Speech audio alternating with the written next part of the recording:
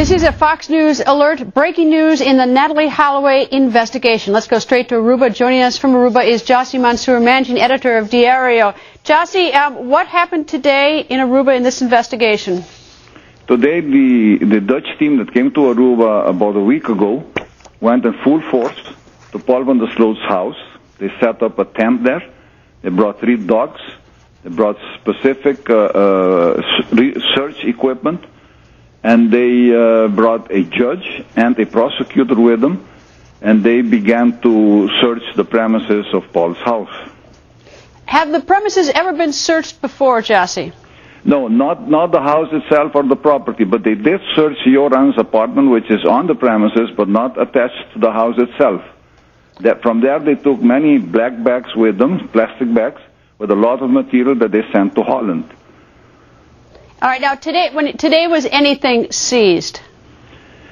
We don't know that for certain because they kept a distance between our reporters and themselves. They went inside the property and did their searches. I know they dug up some holes and some sand somewhere on the property, but we don't know what else they did. These people are very secretive. All right, now one of the things they had was a metal rod, and we're looking at a picture right now which looks like that metal rod that's being reported. Metal rods and shovels.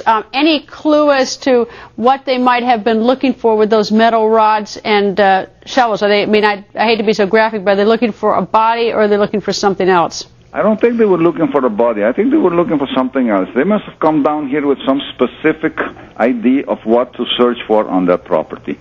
I don't think they would have moved so much human and financial resources just to put out a show for the press.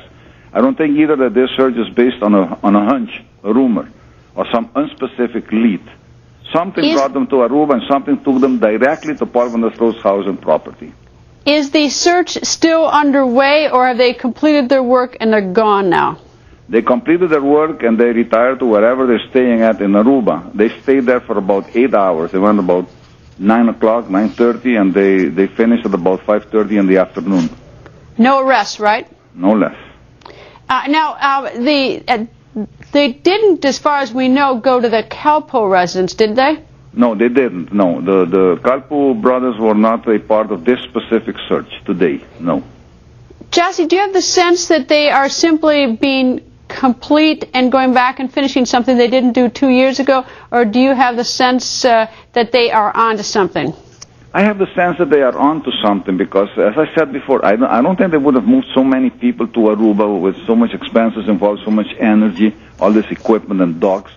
I don't think they just came here for an unspecific reason. They must have had some leads. And today, the Ministry of Justice put out a press release in which they justified this, tying it to something that came up during their review of all these tons of documents and tapes that they took with them to Holland a while back.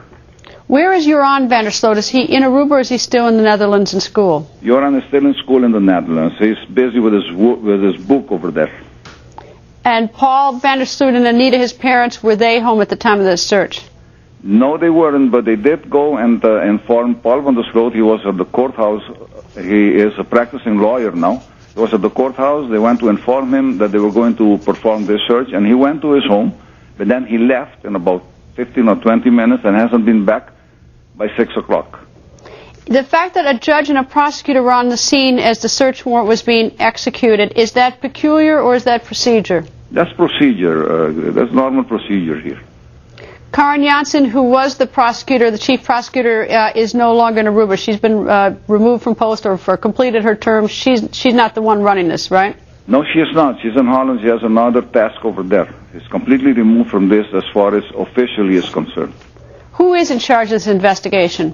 This investigation is in charge of the people from Holland because remember that the Minister of Justice, Rudy Cruz, requested the intervention of the Dutch investigators for this case.